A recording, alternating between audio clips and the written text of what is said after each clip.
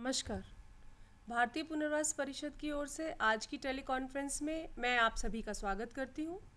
पिछली कड़ी में हम बात कर रहे थे कि विजुअली इम्पेयर्ड बच्चों की टीचिंग के लिए क्या बेस्ट प्रैक्टिसेस होती हैं।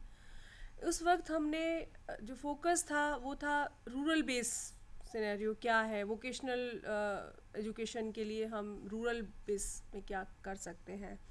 उसी कड़ी को आगे बढ़ाते हुए आज हम जानेंगे अपने एक्सपर्ट से कि विजुअली इम्पेयर्ड बच्चों की हायर एजुकेशन किस तरह से की जा सकती है, क्या क्या करियर ऑप्शंस हैं उनके पास, वोकेशनल ट्रेनिंग उनको किस तरह से दी जा सकती है और इनका रिहेबिलिटेशन जो किस तरह से कर सकते हैं ताकि वो समाज के मेन स्ट्रीम में शामिल हो सकें। आइए जानते हैं अपने एक्सपर्ट से। आज हमारे साथ हैं miss Shalini Khanna. She is working as Assistant Director in NAB India Center for Blind Women. She has been actively involved in training, rehabilitation and research in the area of visual impairment for last 8 years. I welcome you, Shalini, in our studio. Thank you. Our other expert is Sanjay Garg. He is a resource teacher in NAB, National Association for Blind in Delhi, and he is teaching mathematics for higher classes in NAB schools. आपका studio में स्वागत है। कार्यक्रम को आगे बढ़ाने से पहले मैं आपको स्टूडियो के नंबर नोट करा दूं। हमारा टोल फ्री नंबर है 1800112345। एसटीडी नंबर है 011295328844 295328845। एक और नंबर है 295363131। हमारा फैक्स है 011295363134। Now I would request Shalini to tell us what is the training practices, how the training practices for visually impaired persons in urban areas has changed. There has been, I feel, a consistent change in the last few years in the urban India when teaching practices for the visually impaired are concerned, Hemlata ji. Because जब special schools में जब teaching होती रही है और होती थी visually impaired के लिए, तो मैथ्स और साइंसेस को इतना स्ट्रेस नहीं दिया जाता था और ये माना जाता था कि विजुअली इम्पेयर्ड नहीं कर सकते हैं इस तरह के सब्जेक्ट्स, ज़्यादा थ्योरी बेस्ड सब्जेक्ट्स कर सकते हैं। पर आज के दौर में हम ये मानते हैं और प्रूव हो चुका है कि 9th 10th के लेवल से ही इन सब्जेक्ट्स में थोड़ी सी बेसिस, थोड़ा सा ग्राउंडिंग होना ज़रूरी है। Otherwise the student misses out on the modern technical careers that are there in store for them in the future. In fact Sanjay ji आपको बता सकते हैं कि मैथ्स, इकोनॉमिक्स, स्टैटिस्टिक्स, कंप्यूटर्स, इस तरह के सब्जेक्ट्स के ऊपर आज के दौर में हम 9th 10th क्लास में ही क्यों स्ट्रेस देते हैं कि सब visually impaired students in subjects को अडॉप्ट करें और थोड़ा बहुत ज्ञान प्राप्त करें इसके लिए। So, Sanjay, how can you teach these subjects to children with visual impairment? Main जो प्रॉब्लम्स आ रही थी कि पहले क्या था कि मैथमेटिक्स की बच्चे की 9th 8th लेवल तक कर रहे थे, एंड कि आज के टाइम में कि क्यों ज़रूरत है हमारी डेली लिविंग स्किल में कि मैथ्स की कितनी इंपॉर्टेंस है, इकोनॉमिक्स की इंपॉर्टेंस हो रही है, या आने वाली जो new generation and new technology है वहाँ क्या प्रॉब्लम्स हमें ज़रूरत पड़ रही है कि एज ए सब्जेक्ट्स कि मैथमेटिक्स हो, साइंस है हमारी, एंड कि क्यों हम उसे हायर लेवल तक करने की सोचें। क्योंकि अभी तक ये सोच रहे थे जितना पहले अभी तक चले थे, स्पेशल स्कूल्स की बात कर रहे थे हम, जहाँ मेन सब्जेक्ट पे ध्यान दिया जाता था सिर्फ हिंदी, इंग्लिश एंड लैंग्वेज, लेकिन हम चाहते हैं कि बच्चे मैथ्स जैसे सब्जेक्ट को भी काफ़ी आगे लेके जाएं, चाहे वो 10th लेवल तक हो या उससे हायर लेवल तक की बात कर रहे हैं। तो इंटीग्रेशन जस्ट लेवल में जब हमने काम करना शुरू किया तो उसमें हमें मैथमेटिक्स के ऊपर काफ़ी जोर दिया कि ये साइटेड स्कूलों में बच्चों के साथ वो भी उसी लेवल तक मैथ्स पढ़ रहे हैं जहाँ उन्हें वो ज़रूरत हो रही होगी। और मैथ्स के लिए मेन जो टूल्स हम यूज करते हैं उसमें क्या होता है कि या तो हमारे पास टेलर फ्रेम है, अबेकस है, एंड टेक्टाइल्स बोर्ड है जिसमें ज्योमेट्रिक कॉन्सेप्ट को हम क्लियर करते हैं बच्चों के लिए। और बाकी इकोनॉमिक्स में कि वहाँ मैथमेटिक्स की कितनी ज़रूरत पड़ रही है, या कंप्यूटर्स लाइन में हम जा रहे हैं वहाँ कितनी ज़रूरत है इस मैथ्स की। तो बेसिक जो लेवल है वो 10th तक का हम कंप्लीट करते हैं। हम डेली जर्नल की बात करते हैं कि अगर हम टैक्सेशन की बात करते हैं, डिस्काउंट की बात करते हैं या सेल टैक्स की बात कर रहे हैं, तो वो भी लाइफ में ज़रूरत है, कहाँ निकालते हैं। तो वो 9th-10th के लेवल जो होते हैं फंडास, वो वहाँ बच्चों के क्लियर होते हैं। 8 लेवल तक का मैथ्स बहुत स्टिक नहीं है कि बच्चों के लिए कि वो उसको अपने आने वाले टाइम में उससे फुलफ़िल कर पाएँ। तो इसलिए मैथ्स को हम जितनी कोशिश करें कि वो 10th लेवल तक हर बच्चा, चाहे वो विजुअल इम्पेयर्ड हो चाहे वो साइटेड हो, उनके लिए कंपलसरी होना चाहिए। और उसमें हम मैथ्स के लिए जो डिवाइसेस हैं यूज़ करते हैं, उसमें मेन है फर्स्ट टेलर फ्रेम, जिसमें उसके प्रोसेस को करने के लिए कैसे हैं, एंड अबेकस की ज़रूरत पड़ती है, एंड हमारे साथ है और ज्योमेट्री कॉन्सेप्ट, जो सबसे ज़्यादा प्रॉब्लम थी, जहाँ हमें सबसे ज़्यादा प्रॉब्लम आ रही थी कि ज्योमेट्री कैसे की जाए या फिगर्स को कैसे किए। उसके लिए हमारे पास बहुत ही अच्छे टेक्निक्स हैं, टूल्स हैं हमारे पास, कि जिसमें नेट बोर्ड है यूज़ करने के लिए। आप और टूल्स दिखा भी दीजिए हमारे दर्शकों को। ये हमारा एक नेट बोर्ड है जो बहुत ही सिंपल है, जिसमें एक सिंपल सा एक जाल लगा हुआ है एक लकड़ी के बॉक्स पे। उसमें हम फिगर कैसे आउट करते हैं, एक सिंपल सी एक पेपर होता है वाइट, एंड उस पेपर को हमने यहाँ लगाया, एंड पेन से एक सिंपल सी फिगर, अगर हमें एक रेक्टेंगल शेप बनानी है तो हमने एक पेन से सिंपल सा एक रेक्टेंगल उस पर शो किया, एंड वो उस पर प्रिंट होता है। लेकिन हमें एक विजुअल इम्पेयर्ड को दिखाने के लिए उसको क्या करते हैं, उसके बैक साइड में उसके एक कर्व बनता है, एम्बोज आ जाती है, एंड वो उस पर ड्रॉ हो जाती है। एंड उसके साथ हमारे पास और भी हैं, जैसे एम्बोज मशीन में हम उसका यूज़ कर सकते हैं कि उसमें फिगर्स एम्बोज निकल के आ जाती है, हम उसको एम्बोज करके एंड ज़्यादा नंबर ऑफ क्वांटिटी में बच्चों को दिखा सकते हैं। एंड तीसरी हमें एक और है जिसमें हम टेक्टाइल्स फॉर्म कहते हैं, जिसमें हम धागे या किसी भी आइटम को उसमें लगा के बच्चों को समझा सकते हैं। कि काफ़ी सारी चीज़ें हैं जिसमें हम ये तो नहीं कहेंगे कि 100% कंस्ट्रक्शन कंप्लीट कर सकता है बच्चा विजुअल इम्पेयरमेंट, लेकिन हम उसमें सिर्फ 10% की बात तो कर ही सकते हैं कि हम 10% उसके कॉन्सेप्ट को क्लियर करा सकते हैं कि ज्योमेट्री के अंदर की सर्कल्स, रेक्टेंगल क्या है, उसके अंदर एंगल्स किस तरह से बना होते हैं, या एक्यूट एंगल, एब्ट्यूज एंगल की बात करते हैं तो क्या किस तरह शो होते हैं। इन फिगर्स से हम इकोनॉमिक्स के भी ग्राफ्स का कुछ थोड़ा एंड बता सकते हैं साथ में आप हमारे हमें? पास है जैसे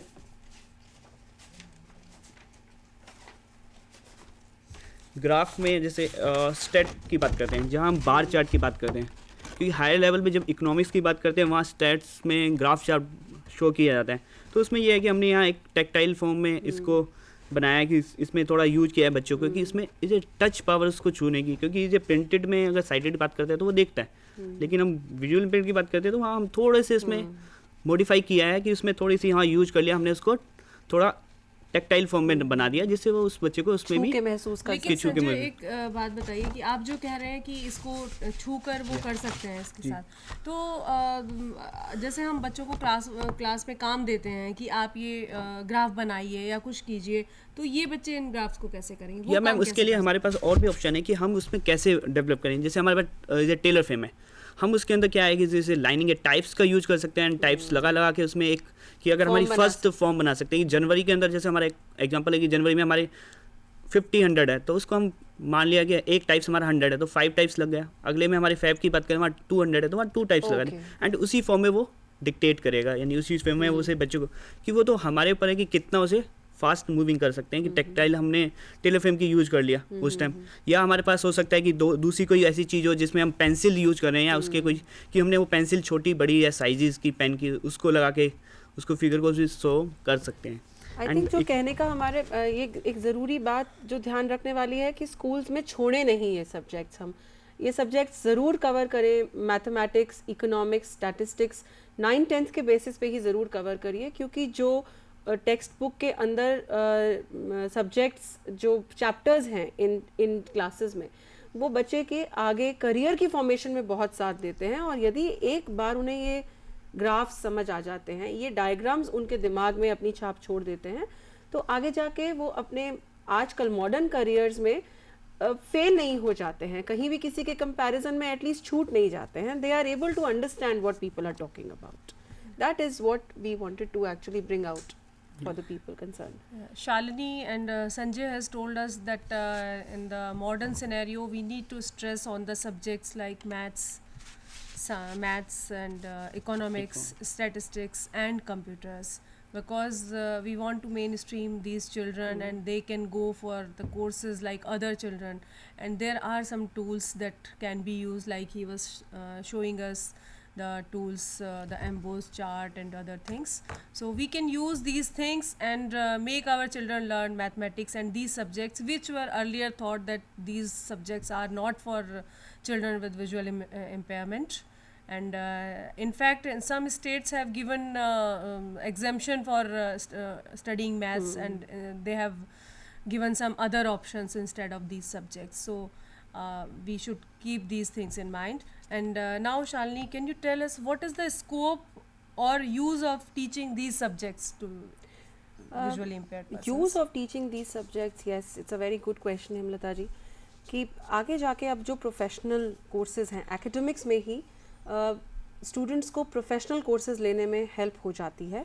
आजकल नए तरीके के प्रोफेशनल कोर्सेज आप ऑप्ट कर सकते हैं, vocational courses visually impaired opt कर सकते हैं, कंप्यूटर्स में प्रोग्रामिंग सीख सकते हैं, आप जर्नलिज्म कर सकते हैं, फॉरेन लैंग्वेजेस के आगे करियर्स का स्कोप है. MBA बहुत सारे विजुअली इम्पेयर्ड स्टूडेंट्स अब पास आउट करने लगे हैं. हाल ही में एक लड़की ने सिम्बाइसिस का टेस्ट भी क्लियर किया है, जो कॉम्पिटिटिव टेस्ट है. और इसीलिए हमने कहा कि मैथ्स और इकोनॉमिक्स को छोड़िए नहीं, क्योंकि मैथ्स और इकोनॉमिक्स MBA के लिए आपकी अच्छी ग्राउंडिंग बना देते हैं. मार्केटिंग के कोर्सेज आप कर सकते हैं, क्योंकि आगे जाके टेली मार्केटिंग के करियर्स ले सकते हैं. बैंकिंग भी एक बहुत अच्छा करियर रहा है अभी तक भी विजुअली इम्पेयर्ड के लिए, और इसमें अब ग्रोथ भी है उनके लिए. अब वो स्टेनो और क्लर्क से कहीं ऊपर उठ जाते हैं और ऑफिशियल ग्रेड तक भी IDBI, पंजाब नेशनल बैंक जैसे बैंक्स में काम करते हैं.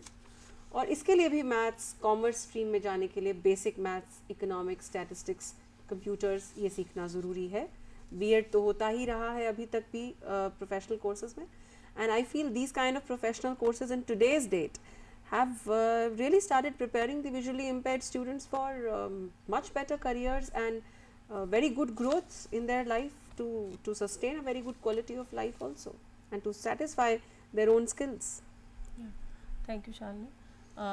शालिनी हमें बता रही थी कि कैसे इन सब्जेक्ट्स के पढ़ाने से विजुअली इम्पेयर्ड बच्चों की लाइफ में चेंज आया है और किस तरह से उनको इन सब्जेक्ट्स को पढ़ाया जाता है, क्या क्या कैरियर ऑप्शंस हैं, किस तरह से वो बैंक्स में जा सकते हैं या डिफरेंट जॉब्स हैं जो उन्होंने हमें बताया.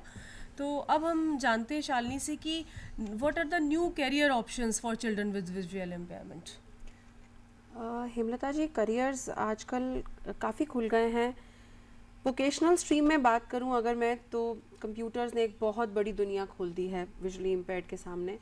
कंप्यूटर्स के ज़रिए आज विजुअली इम्पेयर्ड न केवल टीचिंग में, लर्निंग में, बैंकिंग में, बहुत सारे फील्ड्स में, जितनी भी आगे प्रोफेशनल कोर्सेज हैं उसको पढ़ने में बहुत सक्षम हो गया है. तमाम किताबें हैं जो वो कंप्यूटर्स से कवर कर सकते हैं. एक स्ट्रीम है हैंडीक्राफ्ट्स का जो नॉन एजुकेटेड के लिए है, नया खुला है ये स्ट्रीम. चेयर केनिंग और कैंडल मेकिंग के ऊपर उठकर मॉडर्न सिनेरियो में फिट होने के लिए हैंडीक्राफ्ट्स एक बहुत अच्छा ऑप्शन है, जिसे सीख के विजुअली इम्पेयर्ड इंडस्ट्री में एंटर कर सकते हैं, ऑर्गेनाइज्ड लेबर में भी आ सकते हैं.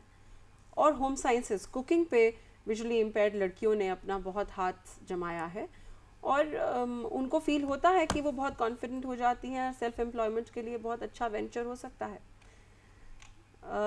सेल्फ एम्प्लॉयमेंट के लिए एक और जो अच्छा वेंचर है दैट्स शॉपकीपिंग. शॉपकीपिंग भी सिखाई जा सकती है ब्लाइंड लोगों को. आजकल मशीनें ऐसी आ गई हैं जहाँ कॉफ़ी ऑपरेशन, टी ऑपरेशन आप मशीनों से सिखा सकते हैं उन्हें, और वो कहीं भी कैफ़ेज़ में काम कर सकते हैं और बुक स्टॉल्स पे काम कर सकते हैं. सक्सेस का रेट है इन एरियाज़ में भी. जहाँ तक न्यू करियर्स की एजुकेटेड के लिए हम बात करें तो बहुत करियर्स खुल गए हैं. कॉल सेंटर्स एक बहुत बड़ी विसिनिटी ओपन हो गई है विजुअली इम्पेयर्ड के लिए भी, जहाँ कंप्यूटर्स के ज़रिए वो अब काम कर सकते हैं, सॉफ्टवेयर प्रोग्रामिंग में आ सकते हैं. HRD MBA करने के बाद HRD में आ सकते हैं. MBA करने के बाद ह्यूमन रिसोर्स डेवलपमेंट के डिपार्टमेंट्स में काम कर सकते हैं. मेडिकल ट्रांसक्रिप्शन जो अब तक रहा है अच्छे से ग्रो हो सकता है. एक्सेंट ट्रेनर्स की तरह लगे हैं ब्लाइंड लोग बहुत सारे कॉल सेंटर्स में, अगर उनकी कम्युनिकेशन स्किल्स अच्छी हैं. टेली मार्केटिंग में लगे हुए हैं बहुत अच्छी फर्म्स में ब्लाइंड लोग काम करने के लिए. शालिनी, हमारे पास एक कॉल है जी, कॉल दीजिए.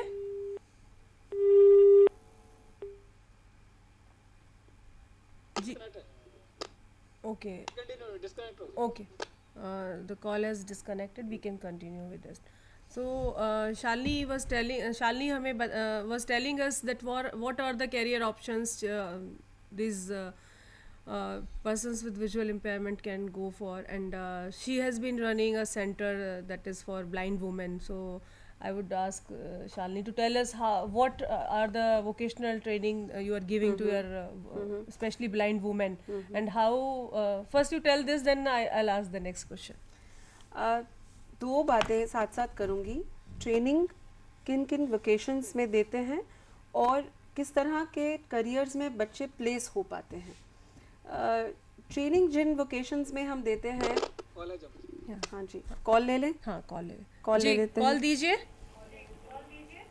हाँ, good afternoon, all the panelists. You yes. I'm calling from Jammu, Yes. Ji. and I'm really glad that lots of initiatives are being taken to rehabilitate the population which is challenged by various such handicaps. Yes. But what I'm interested to know is that because this population is dispersed across the country, and in many states, I don't think there are node points where these people can really seek help from.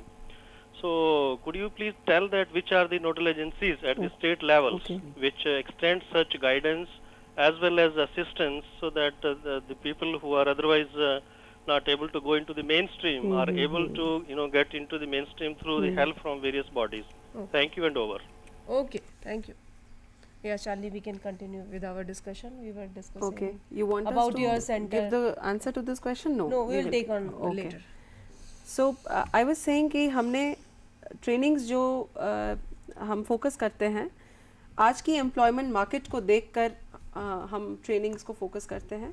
Base बनाया जाता है computers और handicraft से. ये दो vocations से हम उनका बेस बनाते हैं, एजुकेटेड और अनएजुकेटेड गर्ल्स का, और उसके बेसिस पे मैं कहूँगी हम करियर्स उनके लिए चुनते हैं. जो मेथड हम अपनाते हैं वो है पर्सनैलिटी डेवलपमेंट का, और एक है ऑन द जॉब ट्रेनिंग का. बहुत बड़ा हाथ है ऑन द जॉब ट्रेनिंग का. एक बार जब बच्चे को वोकेशन सिखा दी जाती है तो हम उसको बहुत सारे फ्रंट्स पे ऑन द जॉब ट्रेन करते हैं, जैसे कि फ्रंट ऑफिस हैंडलिंग है. आप देख रहे हैं पिक्चर में एक लड़की फ्रंट ऑफिस हैंडलिंग कर रही है. डेटा एंट्री है, कोऑर्डिनेशन है with in the office. Office administration पे डालिए आप ब्लाइंड लड़कियों को या ब्लाइंड बच्चों को अपने ही संस्थाओं में जहाँ ट्रेन कर रहे हैं. टीचिंग पे डाल देते हैं हम, सुपरविजन में डालते हैं, और इनके बेसिस पे आगे वो करियर्स में भी एंटर कर रहे हैं. जैसे कि फ्रंट ऑफिस हैंडलिंग अब उनके लिए खुल गया है, एटलीस्ट दिल्ली शहर में कह सकती हूँ. कॉल सेंटर्स में आप जानते होंगे बैंगलोर में बहुत बच्चे प्लेस हुए हैं, बॉम्बे में प्लेस हुए हैं. सॉफ्टवेयर प्रोग्रामिंग अब एडवांस्ड में कर सकते हैं. दिल्ली में दीपेंद्र मनोचा जी देखते हैं सॉफ्टवेयर प्रोग्रामिंग नैब दिल्ली ब्रांच में, और बहुत सारे विजुअली इम्पेयर्ड अब सीखते हैं. स्टोर कीपिंग एक बहुत अच्छा करियर है जो ब्लाइंड ने उठाया है कुछ फर्म्स में. देन एक करियर जिनके लिए हम उन्हें ट्रेन करते हैं, मैंने बताया डेटा एंट्री और कोऑर्डिनेशन. और कोऑर्डिनेशन में हेल्प डेस्क के ऊपर दिल्ली में ही एक फर्म है जहाँ सिर्फ विजुअली इम्पेयर्ड काम करते हैं, और निरंतर वो हर बार जब उनके पास वैकेंसी होती है तो वो विजुअली इम्पेयर्ड को ही रखते हैं, और वो कोशिश करते हैं कि टोटली विजुअली इम्पेयर्ड को वो इस जगह पे रखें, क्योंकि काम बहुत अच्छे से कर पाते हैं और and they work with full sincerity. So and after handicrafts we place the students in garment export industry. बहुत बड़ी इंडस्ट्री है इंडिया में, फैशन इंडस्ट्री के साथ जुड़ी हुई है गारमेंट एक्सपोर्ट इंडस्ट्री. और दिल्ली में तो खैर मैं बता सकती हूँ एक बलून्स नाम की संस्था है जो इट्स एन एक्सपोर्ट हाउस, और वो डिसेबिलिटीज़ के साथ जो लोग हैं उनको काफ़ी एक्सपोजर देते हैं, पहले प्रोफेशनल एक्सपोजर और उसके बाद हम प्लेसमेंट्स भी देखते हैं उनकी. बहुत सारे एक्सपोर्ट हाउसेस ने ले रखा है. विजुअली इम्पेयर्ड के लिए ये फील्ड अभी अभी खुला है मैं कहूँगी, लेकिन अब ये बच्चे काम करने लगे हैं, ट्रेनिंग में बहुत अच्छे से रिजल्ट्स देते हैं, and we are able to place them. पर कुछ बातों का ध्यान रखना ज़रूरी है. जैसा हमने बोला था पर्सनैलिटी डेवलपमेंट, ये ज़रूरी है कि आप अपनी कम्युनिकेशन स्किल्स पे ध्यान दीजिए, मोबिलिटी पे ध्यान दीजिए. ऐसे काफ़ी एरिया हैं, फिज़िकल ग्रूमिंग पे ध्यान दीजिए, जिनसे आप मेन स्ट्रीम में आने में सक्षम हो पाएँ. मोबिलिटी मैंने यहाँ लिखा नहीं है, पर बहुत इम्पॉर्टेंट एस्पेक्ट है जो कि छोड़ दिया जाता है बहुत सारे स्कूल्स में आजकल ब्लाइंड के लिए. Shalini was telling us how they are training their blind women for different vocations and how they are preparing them, and they are mainly training them in computers, handicraft, and home science. I have seen her center, and they are doing excellent work. Actually, they are training women in this jewelry design and making nice earrings and all. So, how do you market your products? First, you give them training, and you just keep them for your center, or do some not at exhibitions. All. How? In fact हम production के ऊपर बिल्कुल ध्यान नहीं देते हैं. हम ध्यान देते हैं कि उसकी ट्रेनिंग ओवरऑल हो. ऑलमोस्ट हर तरह के काम में विजुअली इम्पेयर्ड हैंडीक्राफ्ट्स पे जहाँ तक आता है ट्रेन हो जाए. ज्वेलरी मेकिंग जो है वो उसको पिरोने के काम में सक्षम बनाता है. मशीन पे भी बहुत आराम से काम लड़कियां कर पाती हैं जिनका एप्टीट्यूड है. और ऐसी असिस्टिव डिवाइसेस आ गई हैं जिससे अब आप मशीन्स पे, हैंडीक्राफ्ट्स में भी आप मशीन्स पे काम करने में आसानी आपको होती है. अटैचमेंट्स बन गई हैं ट्रेनिंग और टीचिंग के लिए. NIFT और IIT के इंजीनियर्स निरंतर काम कर रहे हैं कि और इनोवेशंस बनाएं जिससे कि विजुअली इम्पेयर्ड मशीन्स को चला पाए. एक्सपोर्ट हाउसेस निरंतर एक्सप्लोर कर रहे हैं. बटनिंग में आ पाती हैं ब्लाइंड लोग. और जैसे कि बात हुई हमारी थ्रेडिंग में आ पाते हैं, बीड्स थ्रेडिंग में आ पाते हैं जो कि उन्हें ज्वेलरी मेकिंग से आ जाता है. और क्योंकि ये सब कुछ ट्रेनिंग्स हैं जो उन्हें बहुत सारे कामों के लिए रेडी करता है. साथ में पेस्टिंग है. पेपर बैग मेकिंग हम सिखाते हैं अपने सेंटर में जिससे कि उन्हें पेस्टिंग आती है, फोल्डिंग आती है, पैकिंग आ जाती है, जो कि बहुत बड़ी इंडस्ट्री है. गारमेंट इंडस्ट्री के अलावा भी पैकिंग इंडस्ट्री बहुत बड़ी है. यदि ट्रेन लोग निकलते हैं तो उनके लिए ऑप्शंस भी खुलती जाती हैं. Hemlata ji. Yes, thank you. Sanjay, आप हमें बता रहे थे कि आप मैथ्स पढ़ाते हैं हायर क्लासेस में. तो एज ए टीचर हमें किन चीज़ों का ध्यान रखना चाहिए जब हम विजुअली इम्पेयर्ड बच्चों को पढ़ा रहे हैं, खासतौर से मैथमेटिक्स या कोई भी सब्जेक्ट पढ़ा रहे हैं, तो क्या चीज़ों का एक टीचर्स को ध्यान रखना चाहिए? मैथ्स जैसे सब्जेक्ट में हायर क्लासेस से जब 8 तक का या 6 लेवल पे क्या होता है कि जब 5th तक कोशिश है कि पहले बेसिक क्लियर क्या हो रहे हैं, कि उसके बेसिक्स फंडा क्लियर हैं कि नहीं है. एंड जब 6-7 की बात करते हैं तो वहाँ हमारे ज्योमेट्री कॉन्सेप्ट में सबसे ज़्यादा प्रॉब्लम आती है कि बच्चों को सर्कल ड्रॉ करना, रेक्टेंगल ड्रॉ करना एंड अदर कॉन्सेप्ट की थ्योरम्स को कैसे प्रूव करें. तो यहाँ टीचर्स को ये ध्यान रखना चाहिए कि हर बच्चे की नीड्स कैसी हैं, चाहे उसमें वो लो विजन होगा बच्चा एंड विजुअल इम्पेयरमेंट. जब हम स्पेशल बच्चों की बात करें तो वहाँ लो विजन बच्चा है, उसके लिए हम ऐसी फिगर्स ड्रॉ करें एंड बड़े लार्ज प्रिंट पे हम उसे ड्रॉ करें. एंड विजुअल इम्पेयरमेंट बच्चों के लिए या तो हम इसे टेक्टाइल फॉर्म में या फिर हम उसे एम्बोज में या फिर हम कि हमारे पास नेट बोर्ड है, उस टाइम जब पढ़ाते हुए उस चीज़ को ध्यान रखें कि वहाँ क्या उस कॉन्सेप्ट को वो क्लियर कर पा रहा है या नहीं. इन बातों को ज़रा ध्यान रखें कि कितना वो उस चीज़ को ले पा रहा है. अगर ऐसा लगता है कि हमें कि उस कॉन्सेप्ट को रखने में ज़्यादा फ़ायदा नहीं है तो हम उसको निकाल सकते हैं. एंड जो उसके काम की चीज़ है हम उसे उसके अंदर ऑब्जर्व करें. ज़रूरी नहीं है कि हम हर सब्जेक्ट के मैथ्स के हर टॉपिक्स को ही पढ़ाएं. उसमें से हम ये सोचते हैं कि हम उसके 20% को कवर कर दें. अगर 30-40% का मार्क्स का ज्योमेट्रिक कॉन्सेप्ट आता है तो उसमें से हम 20% भी उसके क्लियर करवा देते हैं कॉन्सेप्ट. तो हमारे लिए ये भी काफ़ी है कि बच्चे इतने उससे अब सीख पाएंगे कि इतना कॉन्सेप्ट उसको काफ़ी है. ये नहीं कि उसके हर चीज़ हर पॉइंट्स को उसकी डायग्राम को फिगर को समझ पाए. और अदर सब्जेक्ट की बात करते हैं, जैसे इकोनॉमिक्स की बात कर रहे हैं तो इकोनॉमिक्स में है जैसे कर्व की किस तरह से कर्व बनाना है, क्योंकि मेन बेसिक है. क्योंकि आने वाले टाइम में जब भी हम बात करते हैं आजकल इकॉनमी ग्रोथ की बात कर रहे हैं तो इकॉनमी ऐसा सब्जेक्ट है जहाँ बच्चे ले रहे हैं उस सब्जेक्ट में और जा रहे हैं हायर क्लासेस में. तो वहाँ हमें मेन फिगर्स की प्रॉब्लम आती है. सबसे ज़्यादा फिगर्स कैसे ड्रॉ कैसे किया जाए, उसके लिए भी ये है कि हम उसकी फिगर्स को आउटलुक करें टेक्टाइल फॉर्म में, एम्बोज में एंड किस तरह से उसे सिंपल वे में हम समझा सकते हैं. कि ज़रूरी नहीं है कि हमें उसके टेक्टाइल फॉर्म में हम अगर पढ़ाते हुए ऐसा लगता है कि हमारे पास जो भी अवेलेबल चीज़ है उस टाइम एट ए टाइम हम उससे भी समझा सकते हैं, उसको ऐसे बना सकते हैं. जो भी हमारे पास वेस्ट मटेरियल पड़ा है उसको इस तरह से वे कर सकते हैं. जैसे हमारे पास कुछ फिगर्स हैं कि हमने इसमें यूज किया है कि हमने माचिस की तिली को यूज किया है एंड उस तरह से इसमें क्या है, माचिस की तिली को हमने ड्रॉ किया है कि ये लाइनिंग दिखा रहा है एंड उसमें धागा एंड कुछ को उसको ड्रॉ कर दिया है. तो इस तरह से फिगर्स को भी हम यहाँ कर्व की कैसे वो कर्व कर रहा है, 2 फिगर्स में कैसे वो दिखा रहा है, 2 लाइनों को अलग अलग शो किया है. लाइनिंग यहाँ हमने सिर्फ क्या वेस्ट मटेरियल की हमारे पास की तिली है माचिस, क्योंकि वो हमें बहुत जल्दी मिल जाती है थ्रेड थ्रेड को हमने इसमें लगाया है, इस तरह से हम फिगर्स को भी दिखा सकते हैं कि किस तरह से ये फिगर्स इसमें कर्व कर रही हैं। इकोनॉमिक्स के अंदर सबसे ज़्यादा फिगर्स पे ही बेस होती है एंड बच्चे इस पे इस टाइम काफ़ी अच्छा कर रहे हैं क्योंकि इस कर्व को देख के एंड उसको बेसिक्स क्लियर हो गई हैं कि उसके क्या फंडास हैं। एंड जैसे हम इसकी बात करते हैं, जैसे यहाँ हमने एक पहले बात की थी इसके में कि टेक्टाइल की ग्राफ्स की बात करते हैं, पाई चार्ट है। पाई चार्ट होता है कि हम सर्कल्स हैं या हम उसे सर्कल ड्रॉ नहीं कर पा रहे तो हम इसमें दूसरे फॉर्म में बना सकते हैं, जिसमें टेक्टाइल की इसकी फॉर्म है कि इसमें विद लाइनिंग लगा ली, हमने टेलर फ्रेम का यूज किया उस टाइम एंड टाइप्स को यूज करके हमने उसे फटाफट इकोनॉमिक्स के अंदर इस तरह के बार चार्ट हमने शो कर दिए। तो इस तरह से हम हर सब्जेक्ट के अंदर ऐसा नहीं है कि नहीं कोई बच्चा कर पाएगा, उसके अंदर बस यह ऑप्शन है कि हमें टीचर्स को खुद चीज़ें देखनी पड़ेंगी कहाँ हम उसका यूज करें, कि इन चीज़ों में कहाँ हमें ऐसी चीज़ें यूज कर पाएंगे कि जहाँ आसान लगे उस बच्चे को उसमें कराने में।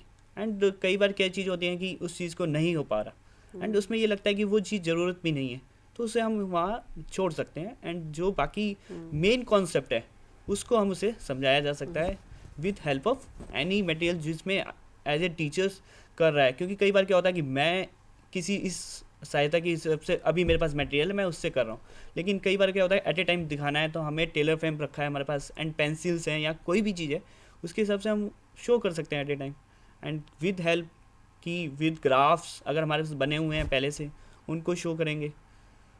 बाकी ज़्यादा प्रॉब्लम्स नहीं आएंगी मैथ्स के अंदर भी, क्योंकि हम हायर क्लास में 10th में पढ़ा रहे हैं एंड 11th 12th में भी बच्चे कोशिश कर रहे हैं कि उसको लेने की अडेप्ट करें, क्योंकि आने वाले जो जॉब्स की बात करते हैं तो वहाँ हमारे पास अब या तो इकोनॉमिक्स की बात हो रही है, बैंकिंग में बात करिए वहाँ भी वही, अकाउंट्स की बात करते हैं तो भी हमारे पास मैथ्स की ज़रूरत पड़ती है एंड कंप्यूटर की बात करते हैं तो वहाँ भी क्योंकि बच्चे सॉफ्टवेयर में भी जा रहे हैं एंड बेसिक्स वही ज़रूरत पड़ेगी, फिर मैथ्स की बात आती है। तो वो यही है कि हमारा मेन मकसद कि बच्चे मैथ्स को ना छोड़ें एंड 10th का जो लेवल है वो बेसिक्स लेवल कहलाता है कि जहाँ तक उसे करना है।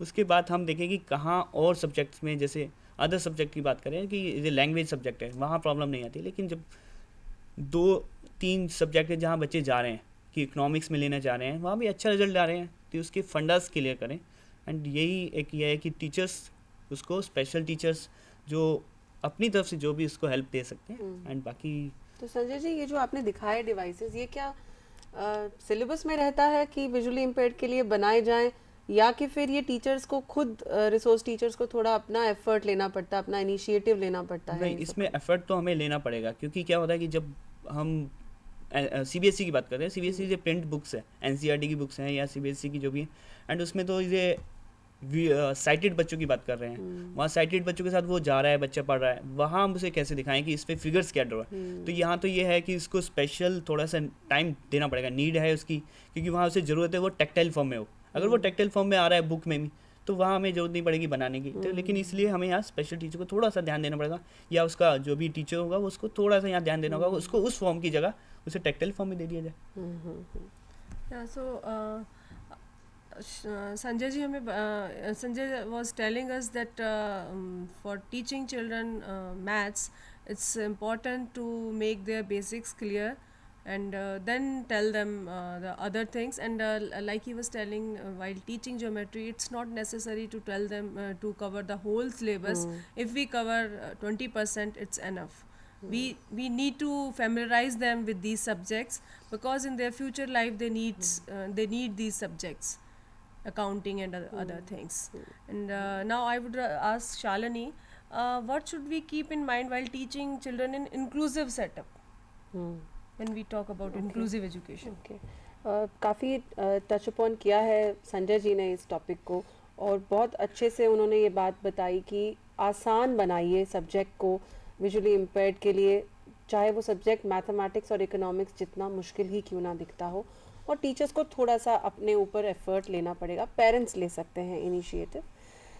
जब इनिशिएटिव की बात आती है तो ब्लाइंडनेस ही नहीं, लो विजन स्टूडेंट्स को भी कवर करना ज़रूरी हो जाता है क्लासरूम के अंदर।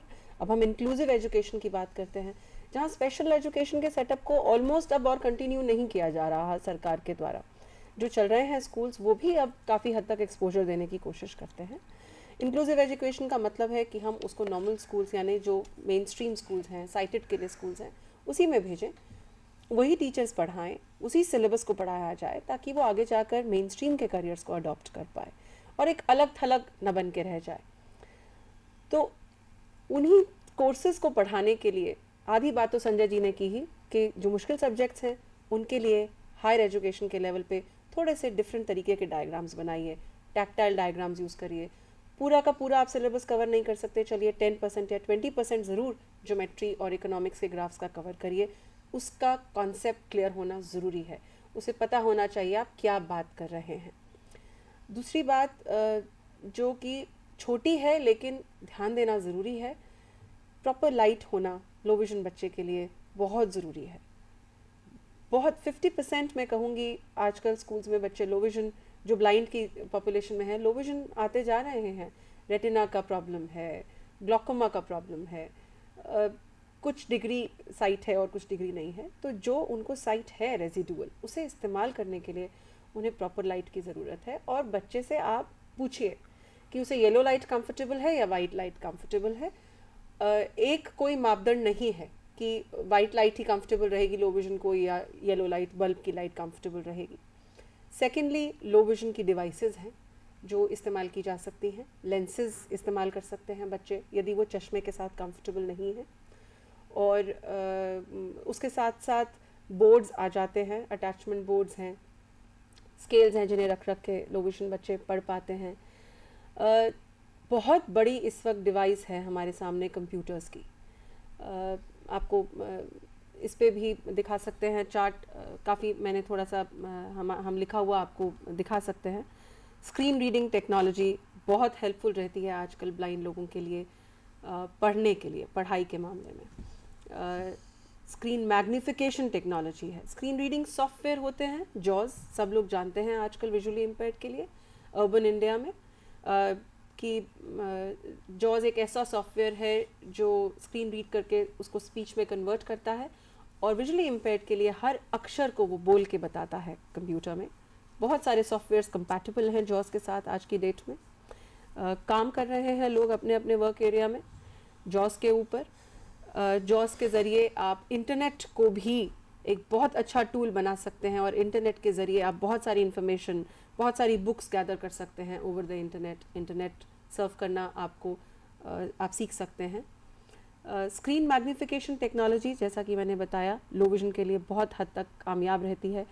कंप्यूटर स्क्रीन को एनलार्ज कर देती है ये technology.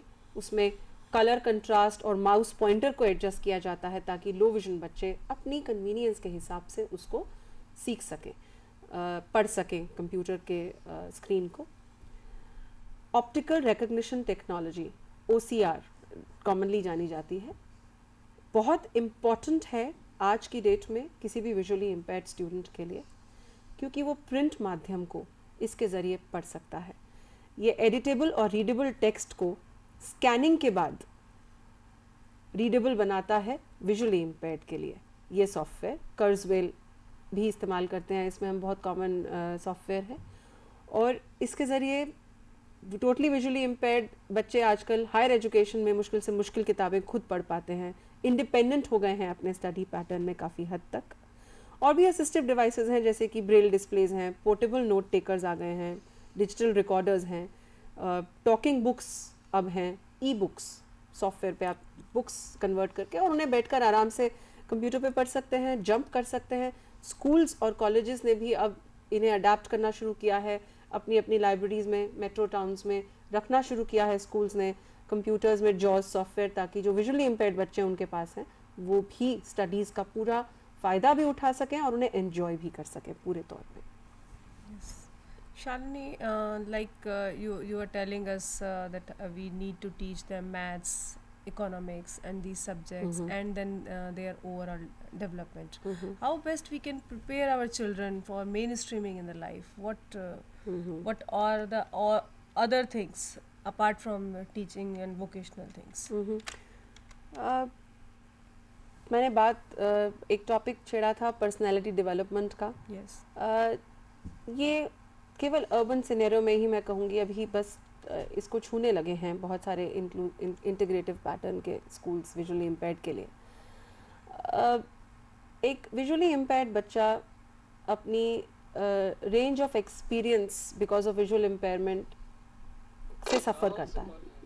There is another call, I think you need to take that. जी कॉल दीजिए.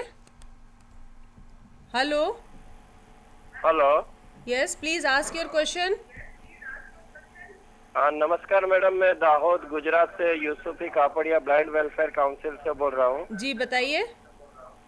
मैं ये जानना चाहता था कि मैडम ने जो अलग अलग जो जॉब्स के बारे में बताया, जी असिस्टेड डिवाइसेस के बारे में बताया, जी उनमें आपको मैं ये कहना चाहता हूँ कि हिंदुस्तान की 70% लोग देहात में रहते हैं.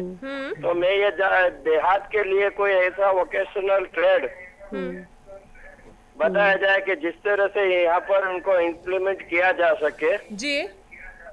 दूसरी बात मेरी ये थी कि जो आरसीआई की जो ब्रेल इक्विपमेंट है, जो ब्रेल लिखने की स्लेट, टेलर बोर्ड वगैरह इंस्ट्रूमेंट अभी मिल नहीं रहे हैं.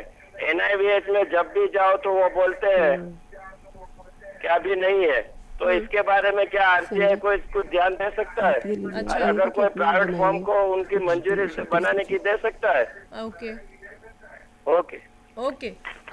ये आपके पहले सवाल का जवाब मैं देना चाहूँगी कि आप जो कह रहे हैं कि जॉब्स और असिस्टिव डिवाइसेस रूरल एरियाज़ के बारे में बताएं. हमारी पिछली टेली कॉन्फ्रेंस में हमारा जो फोकस था वो यही था कि रूरल एरियाज़ में किस किस तरह की एम्प्लॉयमेंट अपॉर्चुनिटीज़ हैं. आपको जैसा बताया गया था कि आपको पहले ये देखना है कि किस एरिया में आप हैं. अपने क्षेत्र के हिसाब से आप पहले देखें कि वहाँ के लोकल हैंडीक्राफ्ट कुछ अगर है, वहाँ की लोकल नीड्स क्या है. जैसा पिछली बार रमन्ना महर्षि से आए हुए हमारे जो एक्सपर्ट थे जो CBR में ही काम करते हैं, रूरल बेस में ही वो काम कर रहे हैं. उन्होंने बताया था कि किस तरह ब्लाइंड लोग खेती का भी काम कर रहे हैं, वो पशुओं को पालने का काम कर रहे हैं, दूध वो लोग करते हैं, पॉटरी का काम है, और कई जगह पे जहाँ बहुत नारियल होता है वो उससे रिलेटेड जो चीज़ें बन सकती हैं, क्राफ्ट की चीज़ें वो हैं, जूट का काम है, और कैंडल मेकिंग वगैरह, चटाई बुनना, ये तो हमारे पुराने जो चले आ रहे हैं वर्षों से पुराने सभी संस्थानों में है, हम देखते हैं जनरली कि इनको किया जाता है. तो ये तो आपको देखना है कि आप किस क्षेत्र में रहते हैं, वहाँ पे लोकली अवेलेबल रॉ मटेरियल कौन सा है, और इसके बारे में हम पिछली टेली कॉन्फ्रेंस में भी कवर कर चुके हैं. यदि आपको और जानकारी इसके बारे में चाहिए तो आप रमन्ना महर्षि इंस्टीट्यूट में लिखकर भेज सकते हैं.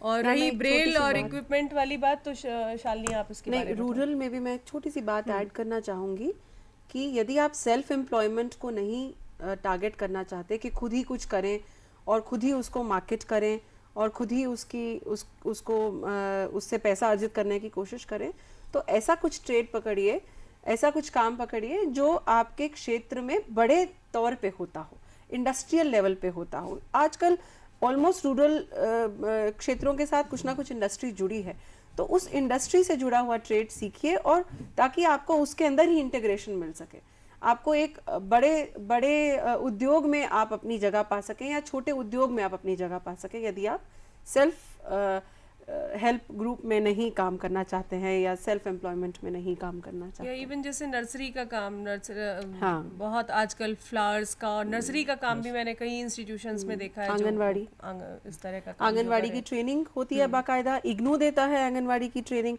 और आंगनवाड़ी तो रूरल क्षेत्रों में बहुत इस्तेमाल किया जाता है. आंगनवाड़ी में आप काम कर सकते हैं और विजुअली इम्पेयर्ड काम करते हैं आंगनवाड़ी में बहुत क्षेत्रों में.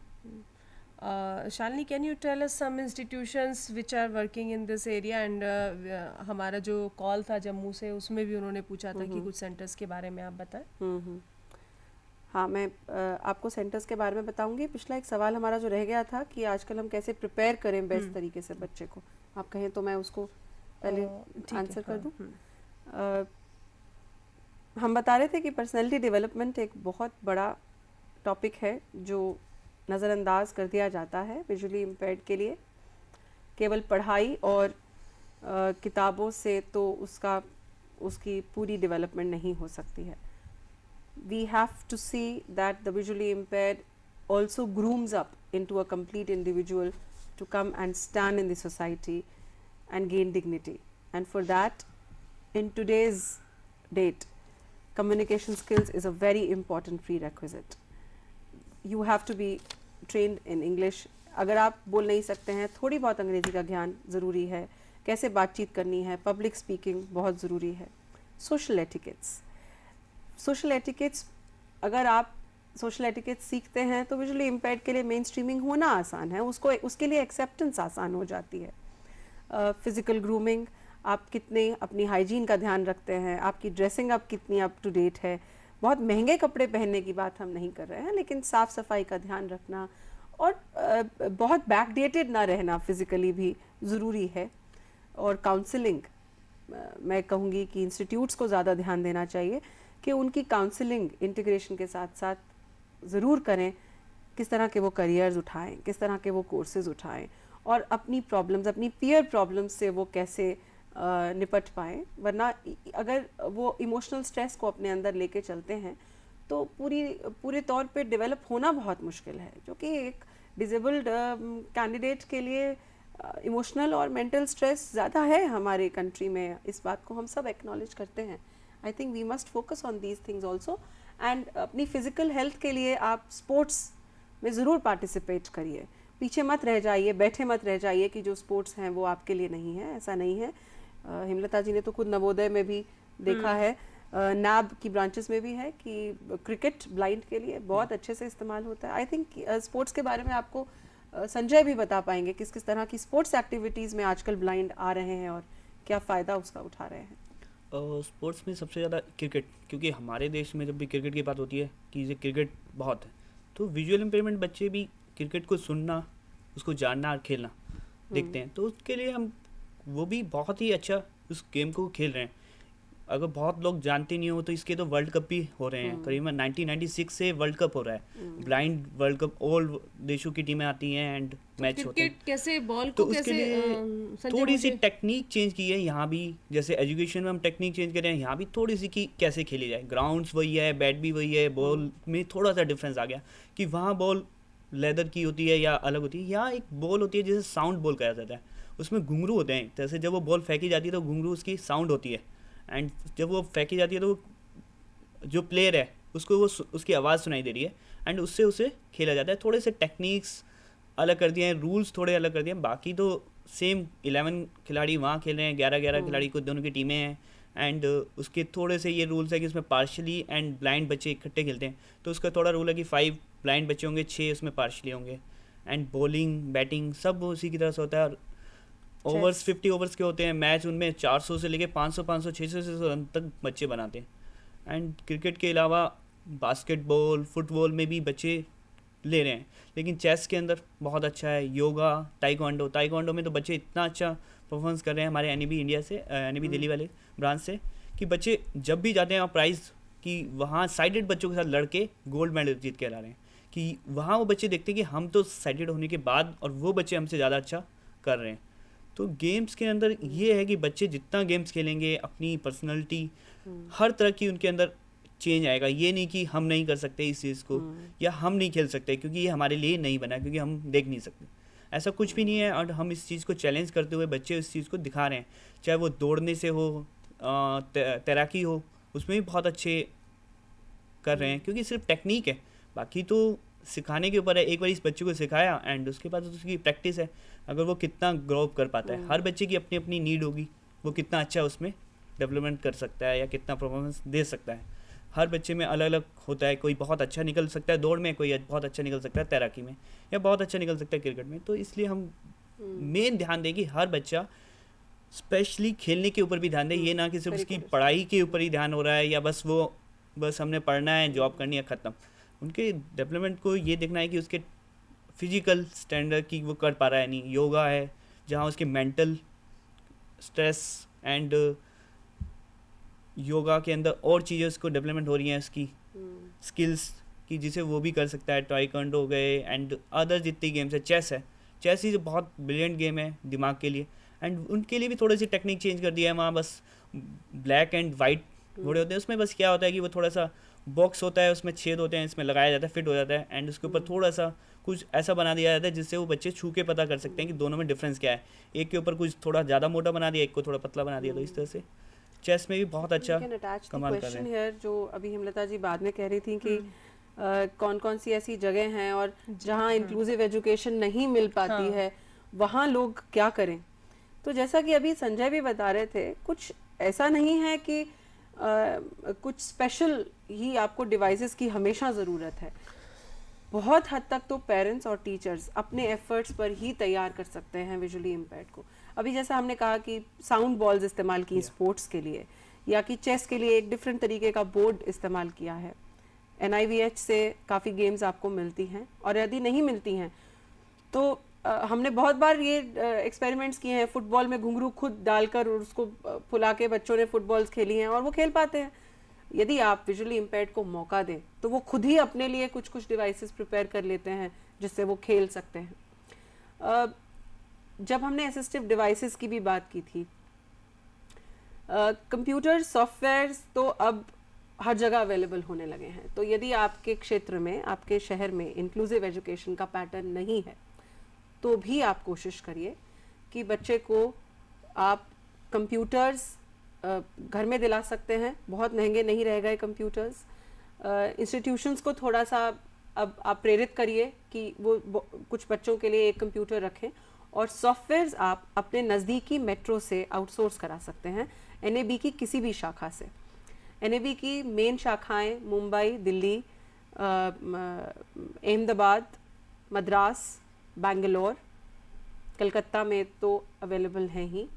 इसके अलावा और क्षेत्र हैं जैसे कि हल्द्वानी, नासिक, नागपुर, माउंट आबू, फरीदाबाद, लखनऊ साइड, लखनऊ में भी अब है, झारखंड में है। आप ये पूरी लिस्ट अगर हमें लिखते हैं हमारे पते पे तो हम आपको दे सकते हैं। और भी आप NAB इंडिया की साइट पे यदि जाएं, www.nabindia.org या nabin.org, तो उस पे भी जाकर आपको काफ़ी हद तक इन्फॉर्मेशन मिल जाएगी उनकी बाकी ब्रांचेस के बारे में, जहाँ से आपको जॉज का सॉफ्टवेयर मिलना कोई मुश्किल नहीं है। आज की डेट में अलवर जैसे रूरल क्षेत्र में भी कंप्यूटर्स लगे हैं स्कूल के अंदर, और वहाँ पे सॉफ्टवेयर जॉज का ले जाकर डाल दिया गया है। कुल 15 दिन की या 3 महीने की ट्रेनिंग, 15 दिन नहीं, 3 महीने की ट्रेनिंग ज़रूरी है बेसिक जॉज के लिए। 3 से 6 महीने की ट्रेनिंग लेकर आप टीचर बन सकते हैं, खुद भी सिखा सकते हैं कंप्यूटर्स ब्लाइंड को, क्योंकि कंप्यूटर वही है, कीबोर्ड भी वही है। आप अपने ही क्षेत्र से खरीदिए, सिर्फ आपको सॉफ्टवेयर डालना है उसके अंदर। यदि आप कंप्यूटर अपने पास रख लेते हैं विजुअली इम्पेयर्ड के लिए, तो आधी से ज़्यादा प्रॉब्लम आपकी सॉल्व हो जाती है, क्योंकि उसके अंदर स्क्रीन रीडिंग सॉफ्टवेयर और OCR टेक्नोलॉजी के ज़रिए आप प्रिंट बुक्स भी उसे वहीं पढ़ा सकते हैं। और मैथमेटिक्स की जहाँ संजय ने बात की कि कैसे ग्राफ्स बनाए हैं, तो आपने देखा होगा कि ज़्यादातर ग्राफ्स जो संजय ने बनाए हैं वो कहीं से भी उसने खरीदे नहीं हुए हैं। टीचर्स ने खुद ही over the period of time maps बनाए हैं, ग्राफ्स बनाए हैं, डायग्राम्स खुद एम्बॉस किए हैं, जो कि बहुत मुश्किल तरीका नहीं है। और पेरेंट्स और टीचर्स खुद थोड़ा सा एक्स्ट्रा टाइम दें। ये ज़रूर ध्यान रखें कि बच्चे को बेसिक ज्ञान होना 9वीं 10वीं 11वीं 12वीं कक्षा में बहुत ज़रूरी है, उसको छोड़िए नहीं, उसको ज़रूर दीजिए। एक हमारे पास दाहोद से सवाल था जिसमें उन्होंने पूछा था ब्रेल इक्विपमेंट उनको NIVH में नहीं मिल रहे हैं, तो कोई और जगह आप लोग सजेस्ट कर सकते हैं जहाँ से वो संजय बता सकते हैं आपको? मेन बात यह है कि हम निर्भर रहते हैं कि NIVH से हमें मिले। सबसे पहले हमें ये ध्यान रखें हम क्या कर सकते हैं, क्योंकि ब्रेल स्लेट बहुत मुश्किल नहीं है। अगर एक जर्मन स्लेट की बात करते हैं मुझे, एंड लकड़ी वाली स्लेट बात करते हैं, तो लकड़ी की स्लेट को हम बनाया जा सकता है, एक सिंपल सा फ्रेम है एंड उसको देख के। बाकी प्रॉब्लम्स ये है कि हम कितनी कोशिश कर रहे हैं कि हम दूसरे पे निर्भर होकर सोचते हैं कि जब तक वहाँ मिलेगा जब ही काम चलेगा।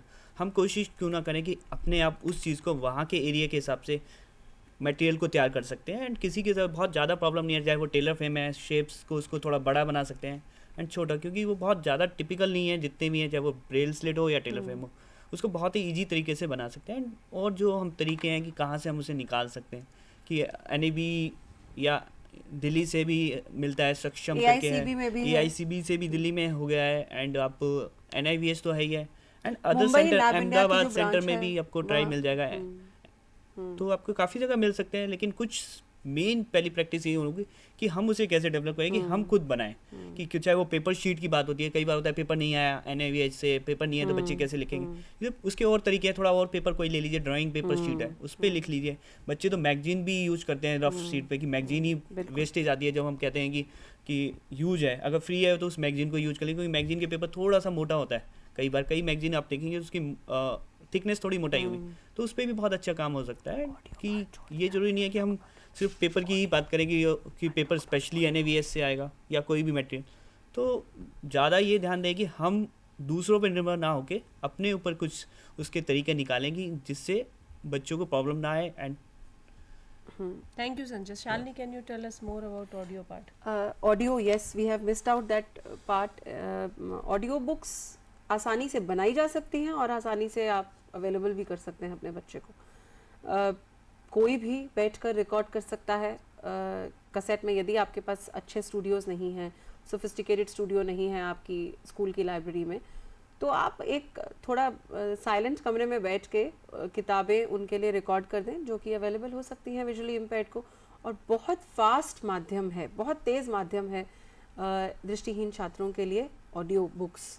आप कितनी भी बुक्स उनको रिकॉर्ड करके रख सकते हैं, वो कभी भी उसको रेफ़र कर सकते हैं एक बार अगर बेसिक कॉन्सेप्ट्स उन्हें समझ में आ जाते हैं। दूसरी बात जो अभी संजय कह रहे थे कि मैं कुछ और इंस्टीट्यूट्स जो मुझे ध्यान आ रहे थे कि AICB है दिल्ली में, जहाँ ब्रेल प्रेस लगी है, आप वहाँ से किताबें मंगवा सकते हैं और बहुत ही मिनिमल कॉस्ट पे आपको किताबें मिल जाएंगी। NAB दिल्ली की जो ब्रांच है वहाँ से आपको ई-बुक्स अवेलेबल हो जाती हैं। ऑडियो बुक्स भी आपको अवेलेबल होती हैं NAB दिल्ली की ब्रांच से, जो कि RK पुरम में स्थित है। विमेन के लिए यदि आपको लिटरेचर चाहिए तो आप NAB India centre for blind women की लाइब्रेरी से भी ले सकते हैं, जो कि हौस खास में है। इसके अलावा NAB इंडिया मुंबई, जो कि सबसे बड़ा ऑडियो बुक लाइब्रेरी है और बहुत बड़ा उनका ब्रेल डिवीज़न है, वहाँ अपनी डिमांड भेज दीजिए और वहाँ से आपको किताबें अवेलेबल कराई जा सकती हैं यदि आपके पास बुक्स की कमी है। सॉफ्टवेयर के लिए मैंने आपको बताया, अपने मेन मेट्रो को छोड़ दीजिए, अपने मेन शहर जो आपके पास लगता है उससे आप NAB से मंगवा सकते हैं। जम्मू से जहाँ से कॉल आई थी, मैं मानती हूँ आपकी बात कि जम्मू और कश्मीर में इस वक्त मुश्किल है और कमी है सुविधाओं की।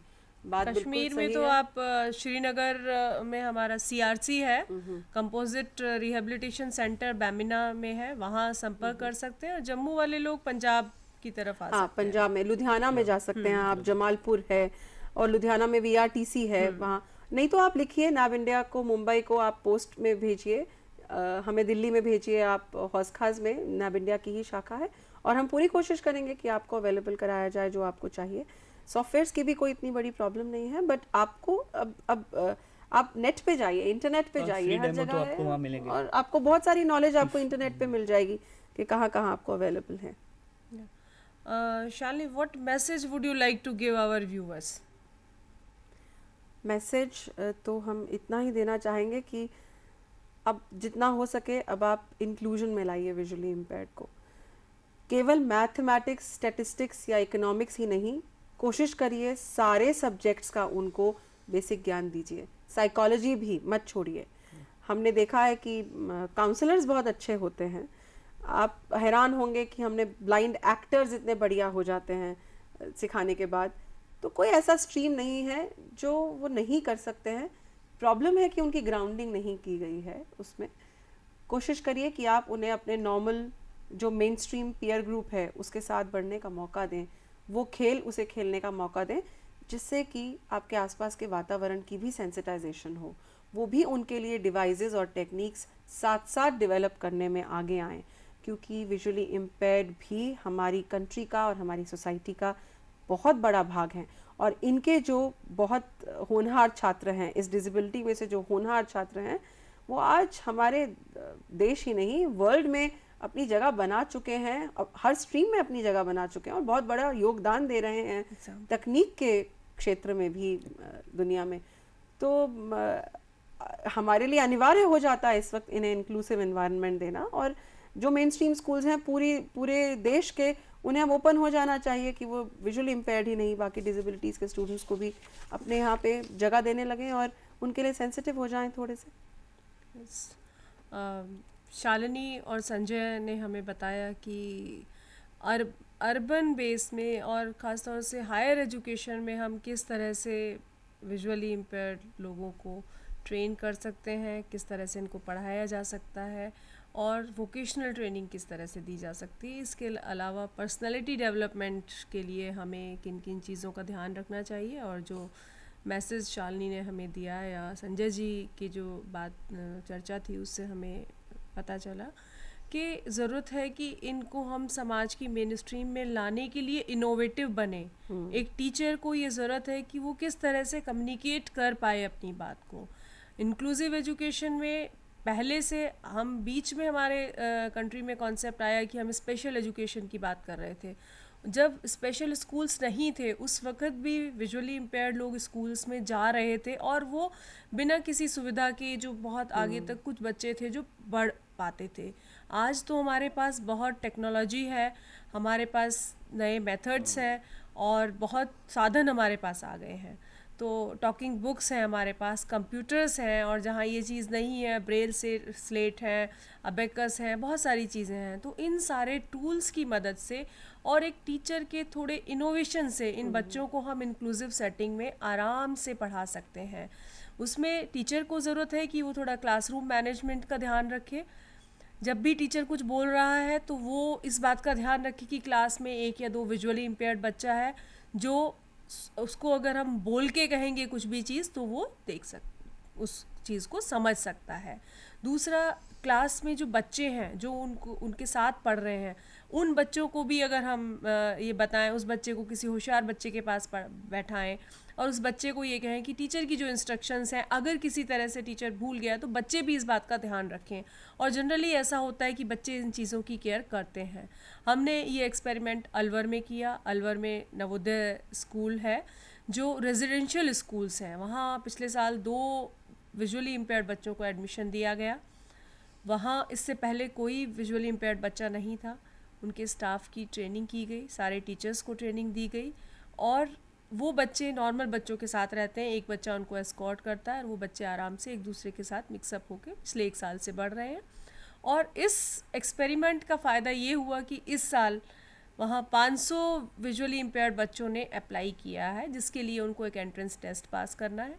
तो इस तरह से धीरे धीरे करके अगर हम इंक्लूसिव सेटिंग में और इन बच्चों को लाएंगे तो कोई भी मुश्किल नहीं है। ज़रूरत है हम लोगों को, ट्रेनर्स को, टीचर्स को, पेरेंट्स को इनोवेटिव होने की और थोड़ा एफर्ट करने की। यदि इस विषय पर आपको कोई और जानकारी चाहिए, आपके कोई और सवाल है तो आप RCI में भी लिखकर भेज सकते हैं या आप शालिनी को लिखकर भेज सकते हैं। आप इनका पता नोट कर लीजिए। Miss Shalini Khanna, assistant director, NAB India centre for blind women, L25, हौज खास enclave, new Delhi 110016। Phone number 01141656266। हमारी अगली टेलीकॉन्फ्रेंस का विषय है best practices in teaching children with mental illness. इस विषय पर जानकारी देने के लिए हमारे साथ विमहैंस दिल्ली से डॉक्टर जितेंद्र नागपाल उपस्थित होंगे। समय वही 2:30 से 3:30 बजे तक रहेगा।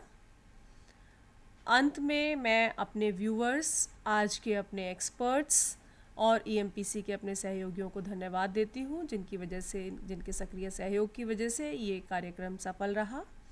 और आज की टेलीकॉन्फ्रेंस से जो एक मैसेज मुझे खास तौर से मिलता है वो ये है कि हमें सतत प्रयास करना है और इनोवेशन के साथ काम करना है। मुश्किल कुछ भी नहीं है।